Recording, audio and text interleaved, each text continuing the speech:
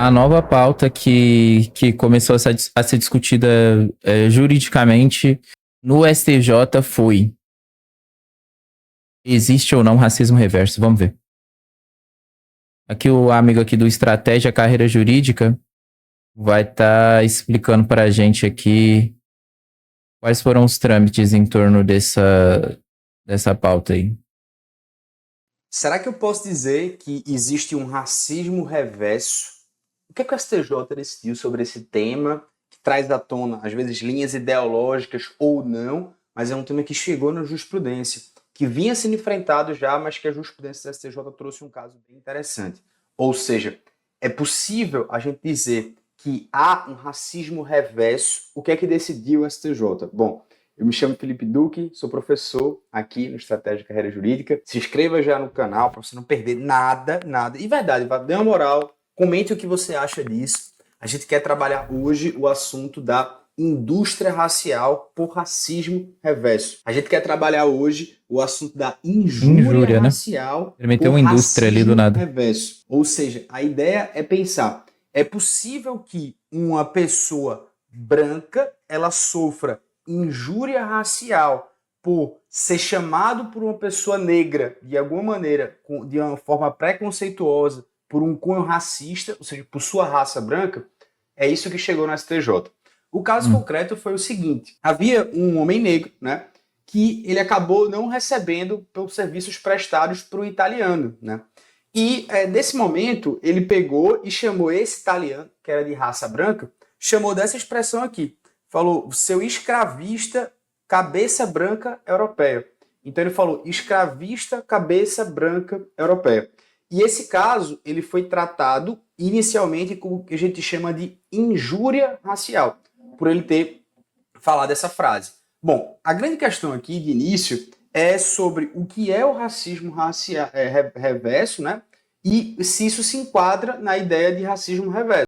Ele parece tenso, né? Falando do tema. Bom, perceba, em outras palavras, a ideia de racismo reverso, ela é quando um homem branco, que ele é vítima, ele acusava, portanto, uma pessoa negra, né, que foi o autor dessa injúria racial, em razão da sua cor, de sua pele, por ter sido chamado de escravista cabeça branca europeia. E esse tema, ele já foi analisado, inclusive, já no TJ São Paulo, né? O racismo reverso, como se sabe, ele seria, portanto, essa ideia inversa ao racismo. O que é o racismo? Ele é um fenômeno estrutural que envolve a discriminação e a exclusão sistemática de grupos vulneráveis, como negros, como os indígenas, e, de maneira geral, outras minorias raciais. E a ideia tradicional sobre o racismo, ele sempre esteve atrelado a uma ideia de posição de privilégio, de maneira que a doutrina majoritária sempre pensou que não seria possível um racismo reverso porque a discriminação contra pessoas brancas não se configuraria racismo nos termos da Lei 7.716. Mas teve gente já que ingressou com ação de danos morais, por essas frases, por exemplo, né? A grande questão é, isso se configura injúria racial, e é isso que o STJ foi chamado a responder esse caso. Se seria, portanto, possível dizer que há injúria racial se alguém chama alguém nessa expressão.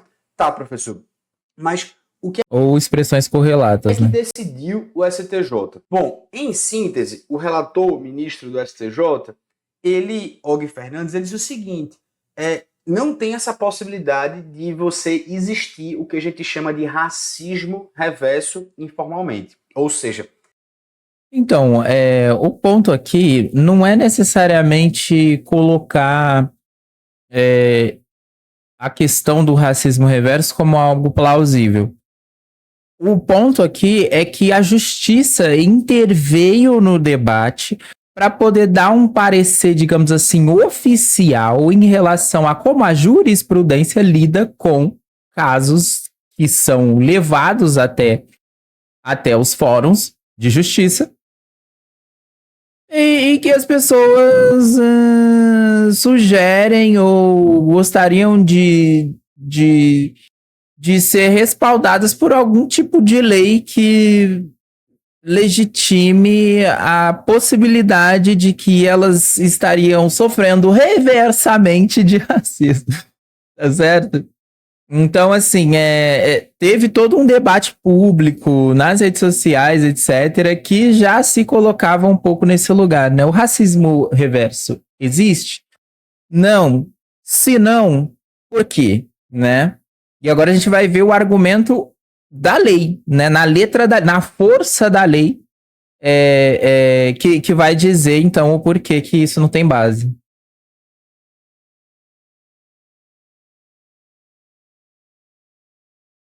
Ele disse que a injúria racial ela não se configura quando tem ofensas dirigidas a pessoas brancas exclusivamente por sua condição racial. Ah, professor, então quer dizer que não tem crime. Calma, fica aí. E para você não tirar conclusões equivocadas. O que o STJ trouxe foi uma discussão jurídica sobre, primeiro, o que é essa natureza desse crime chamado injúria racial e qual foi a sua linha de fundamentação. A primeira questão que o STJ fez foi interpretar esse dispositivo 2A da Lei 7.716, de 89, que trata sobre a injúria racial. E ele falou, olha, isso significa um dispositivo que protege grupos que historicamente foram discriminados. E quais foram os fundamentos dessa decisão? Quando a gente lê o artigo 2A, você percebe que ele fala injuriar alguém ofendendo-lhe a dignidade ou decoro em razão de raça, cor, etnia ou procedência racial. Então, essa lei, inclusive, foi alterada em Toda hora ele é dislexo, né? 2023, porque o STJ já incluía essa possibilidade, o Supremo já incluía essa possibilidade de criminalizar o racismo já na sua jurisprudência. Bom, mas vamos lá. O que pautou o STJ nesse julgamento?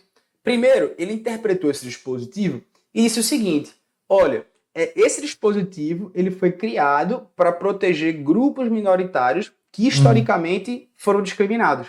Então ele destacou que não podemos fazer uma interpretação somente literal, mas eu devo considerar uma interpretação histórico e social em que essa lei foi criada, bem como também a sua finalidade precípua, ou seja, proteger grupos minoritários. E aí depois ele falou, outra coisa, eu tenho que observar também o protocolo de julgamento com perspectiva racial do CNJ, que é um documento de quase 200 folhas, eu li ele aqui, que ele vai basicamente dizer, né, no estudo, através que ele reconhece o racismo como algo, enfim, estrutural, mas o racismo ele é baseado na ideia, historicamente, de ter uma raça que foi imposta como um grupo dominante. Então, o ministro enfatizou, lendo, portanto, os estudos através do racismo nesse documento entre as folhas, dizendo, olha, a injúria racial ela só pode existir quando tem uma relação de opressão histórica. E nesse caso do cidadão italiano que foi xingado, né,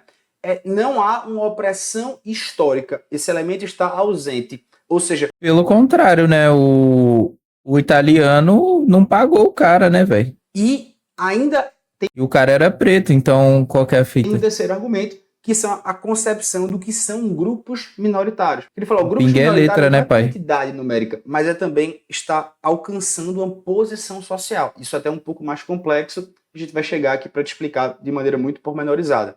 Então esses são os 3 fundamentos principais da decisão do STJ. O artigo 2A nós já analisamos. Ele fala sobre a questão de em razão da raça. Se você lê literalmente, você pensa que em razão da raça, se alguém de cor branca também for discriminado, isso também é injúria racial. Mas lembrem, o que o STJ disse não faça uma interpretação tão somente literal, porque ele também interpretou lendo o dispositivo do artigo 20C. Ou seja, a ideia do que são grupos minoritários, o ministro diz o seguinte, olha, Felipe, eu tenho que interpretar o artigo 20C dessa mesma lei, que fala, para você interpretar esta lei, e já é um comando, o juiz deve considerar como discriminatória qualquer atitude ou tratamento dado a pessoa ou grupos minoritários que cause constrangimento, humilhação, vergonha. Então, ele falou em razão, por exemplo, da cor, da etnia. Então, esse tratamento precisa ser a grupos minoritários. Beleza, volta para cá. O que são grupos minoritários?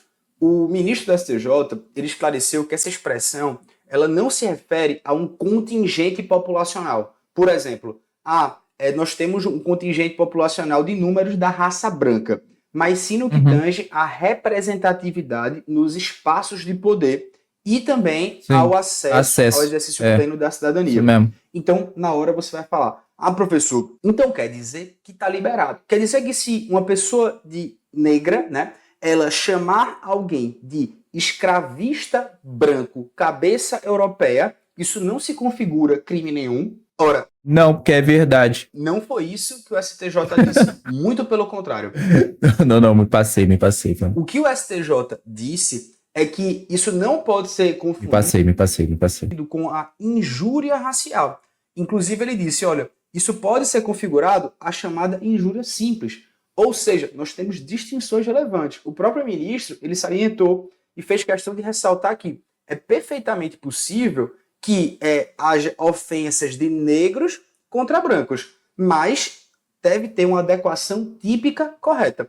Então, no caso concreto, após afastar a injúria racial, não é injúria racial, seria possível, seria adequado, por exemplo, que o cidadão italiano, se ele desejasse, ele apresentasse uma queixa-crime por injúria simples, desde que, obviamente, dentro do prazo decadencial. Até porque a injúria simples é um crime de ação penal privada, conforme o artigo 145 do Código Penal. E aí a gente tem uma distinção relevante. A injúria racial, você percebe que ela tem uma pena maior, você percebe que ela é um crime inafiançável e imprescritível, e agora você entende a interpretação do STJ.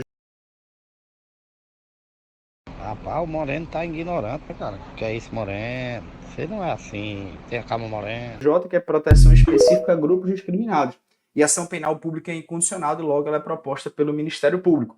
Aqui você já percebe que a pena ela é muito menor. Mas, portanto, significa que não há crime nenhum? Não, há crime. O crime poderia ser de injúria simples, como indicou o ministro Og Fernandes, mas não a injúria racial.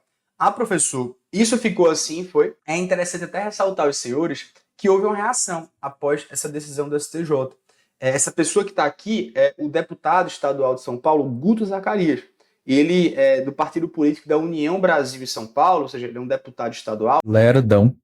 Ele apresentou um projeto de lei na Assembleia Legislativa do Estado de São Paulo, visando assegurar que todos os cidadãos, incluindo as pessoas brancas, elas também sejam protegidas pela legislação antirracismo no Estado. Ou seja, é como se o projeto ele prevesse uma implementação de medidas de prevenção, conscientização e também acolhimento de vítimas que haja um racismo, digamos assim, reverso. Ou seja, é como se ele dissesse que estaria incluído agora no Estado de São Paulo, ou seja, é o que ele quer, a proposta é que se pessoas brancas forem discriminadas em razão de sua cor, seja por pessoas brancas ou por pessoas negras, não importa, isso também seja considerado racismo. O grande debate, no fundo, é se é possível que uma lei estadual ela crie uma hipótese de racismo reverso, o que em tese seria de competência da União. Logo, é possível que, enfim, se esse caso passar, por exemplo, através de lei, é possível que ele seja declarado inconstitucional, mas tudo vai depender da análise do STF e do STJ quando esses casos chegarem lá. E o que é que você acha? Me diga aí sobre essa reação, né, aqui do deputado estadual. Me diga também o que é que você acha juridicamente. Será que foi uma decisão acertada? Mano. Mas assim, né, o Guto Zacarias, a gente sabe qual que é o posicionamento dele, a gente sabe com quem que ele anda, enfim, né, a gente sabe que ele tá colado com o MBL, que é um grupo que abraça diversos tipos de discursos supremacistas. Mas, enfim, eis então a resolução jurídica que diz sobre o racismo reverso. Em tese, agora não tem mais o que discutir, mas na prática, a gente ainda vai ouvir falar um pouco mais sobre isso, né? Bom, eu particularmente espero que não, mas gerou polêmica aí, e aí a gente já tem aí esse tipo de manifestação como foi a do Guto Zacarias, tá certo? Bom, no mais é isso, eu vejo vocês no próximo vídeo, se inscreve e deixa o like, é nóis.